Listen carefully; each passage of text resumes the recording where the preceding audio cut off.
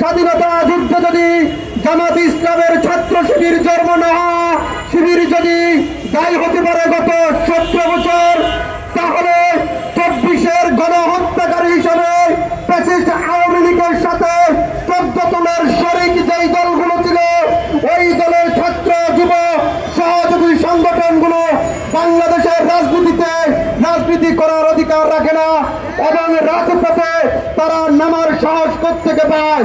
আমার মনে হয় এরা রাজনীতি করতে এসেছে এবং এদেরকে বর্তমান অন্তর্বর্তীকালীন সরকারের উপদেষ্টা যারা আছেন, কিছু কিছু উপদেষ্টা তাদেরকে সহযোগিতা করছেন, না হলে তাদের কলিজা এত বড় কিভাবে হয়েছে তারা রাজপথে নামার সাহস পায়।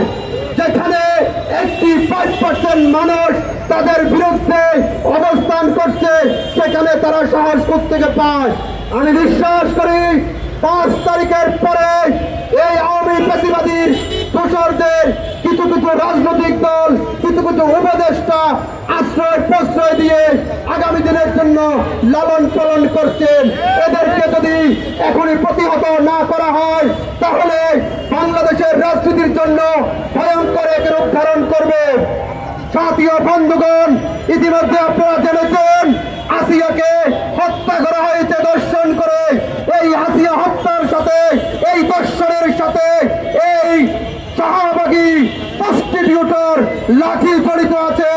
না হলে 12 বছরের একটি মেয়েকে যারা দর্শন করেছে, তার 4 দিনের মাথায় কিভাবে রাস্তাতে লাঠি নেওয়ার সাহস পায়।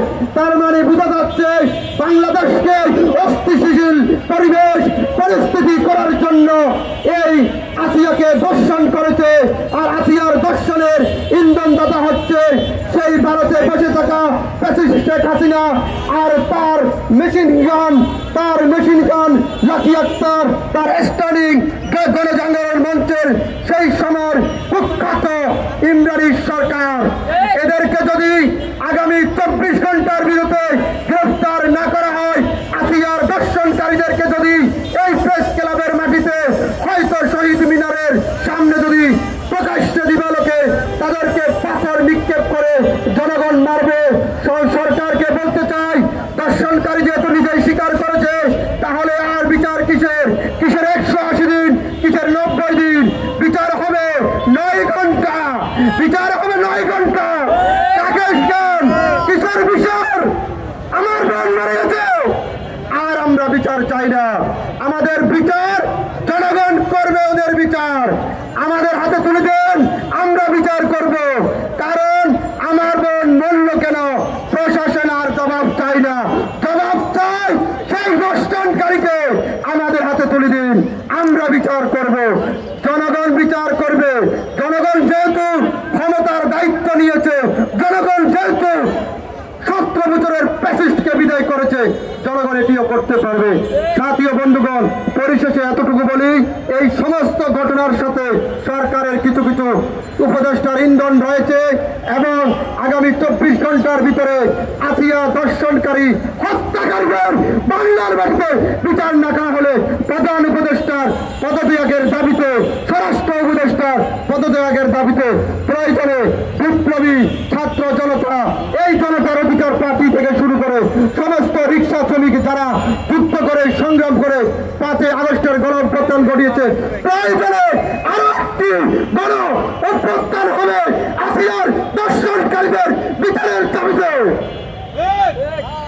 সাথীয় বন্ধুগণ, আমরা একটি ছোট্ট মিছিল করবো, প্রয়োজনে শাহবাগে দিব।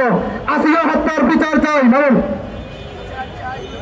বিচার চাই, বিচার চাই, আসিয়া হত্যার বিচার চাই, বিচার চাই, বিচার চাই, আসিয়া হত্যার বিচার চাই,